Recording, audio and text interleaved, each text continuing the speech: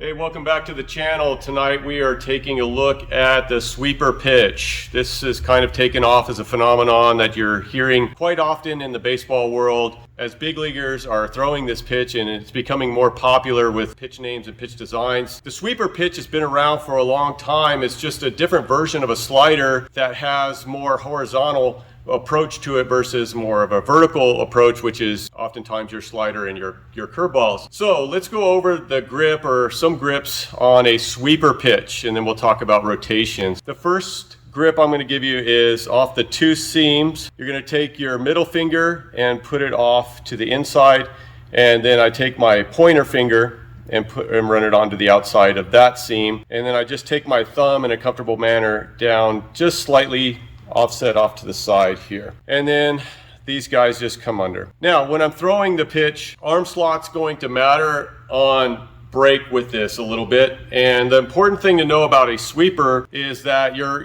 curveballs are more of a 12-6 rotation downward. Your sliders for me are more of a bullet or a turn of the doorknob, and they'll run here to drop or break. And then with the sweeper, what we want is a more horizontal approach, or getting under the ball just a little bit to have that sweeping effect across the plate.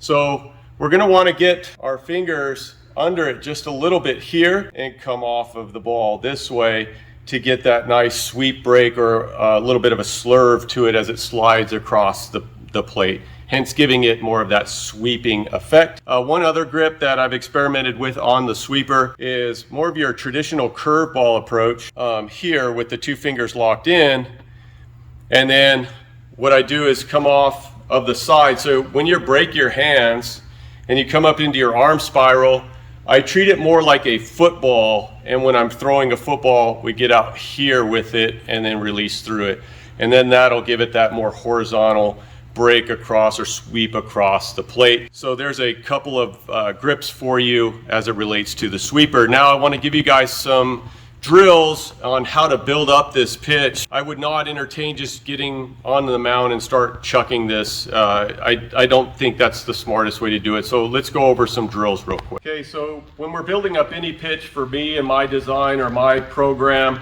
what we'll do is start on a knee, and then we'll just kind of come out to about a 120 on your front knee. And all I'm going to do is come set here in a split stance or a split, and I'm just going to run back up with the grip and then try to get a good feel for it as I get through the release to my target. So simply here, and then I just try to start to see the action of it and how it feels coming out of my hand, and then I'll do that just a few more times just to kind of get a good feel for the release point.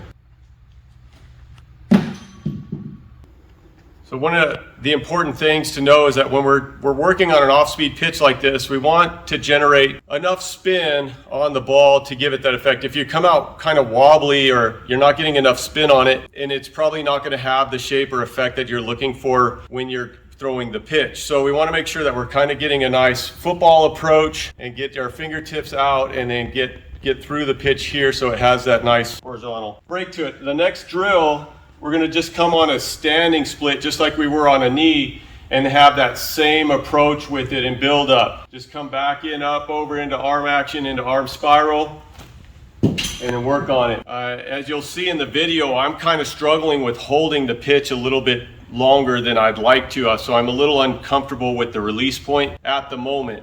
So we're still training that out. So once we get a little more comfortable from our split stance, what I'll do is start to play catch with it as well with a partner or throwing into a mat. What I do is a two-step approach. I just go right to left separation from my hips and my shoulders, and then I work on getting the ball out front of me through the pitch. Not only does that add a little more perceptual velocity through the pitch, but also gives you a little more actual velocity and spin and accuracy when you hold through a little bit further. So on the step through,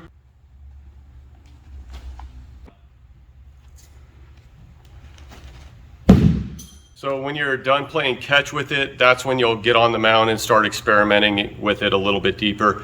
I'm not going to lie, I'm having a hard time with this pitch. It doesn't feel super comfortable with the way I throw a baseball, and I keep hanging on to it a little bit too far, trying to trying to force action on the pitch.